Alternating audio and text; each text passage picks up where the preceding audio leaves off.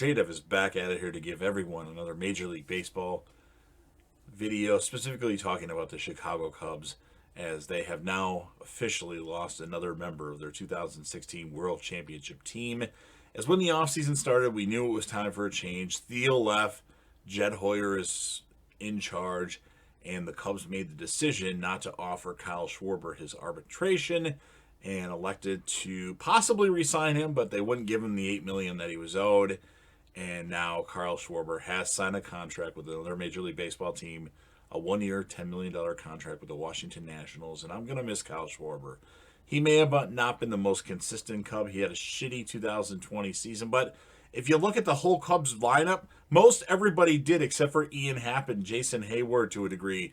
Everybody else hit for shit in 2020. Schwarber had a great 2019, a good second half of 2018.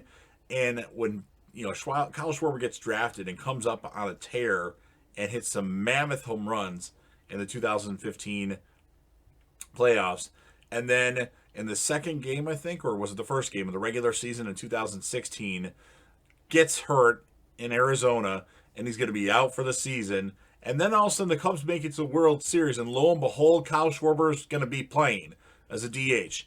I'm going to tell you this. In 2016, the Chicago Cubs do not win the World Series without Kyle Schwarber.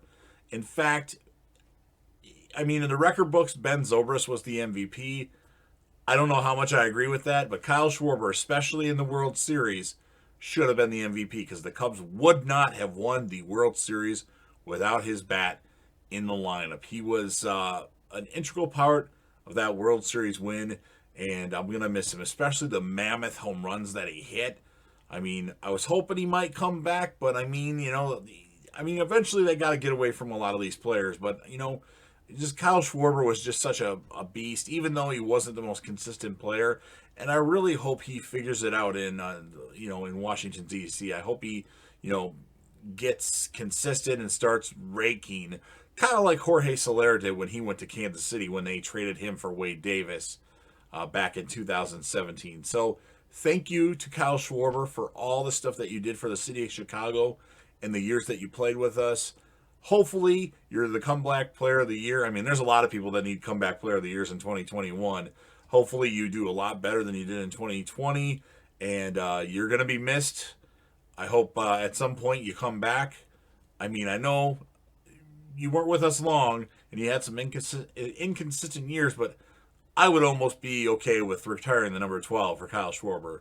Alfonso Soriano might have something to say about that, but I don't know. It is what it is. So Schwarber's gone now. We traded away Soler. Zobrist is probably retired. Maybe he'll come back, but probably not to us. And that 2021 team is going to look a lot different. And again, Kyle Schwarber, thank you for all the mammoth home runs that you hit and your motivation to try to get better. Kyle Schwarber was a catcher turned outfielder, and while he really, in my opinion, did really well as an outfielder, as far as like throwing people out and getting better defensively, people say he's shitty defensively. I think he's a better outfielder than a lot of people give him credit for. So hopefully he goes to the Washington Nationals, starts raking, and makes the Cubs feel salty about not offering him an $8 million contract. So that was the quick video today. Hope you guys enjoyed it. If you're a Cubs fan and you like Kyle Schwarber and you're going to miss number 12 in the lineup, smash that like button. It's for Kyle Schwarber. If you know anybody that you think would be interested in hearing me talk about Kyle Schwarber, share the video to them. Don't forget to leave me a comment with your thoughts regarding the departure of Kyle Schwarber, who you think the Cubs might go after this offseason or possibly bring in to fill out the roster. And of course, last but certainly not least, don't forget to hit that sub button, subscribe to the channel, join the team, show your support, and be a part of something special. And JDev will return.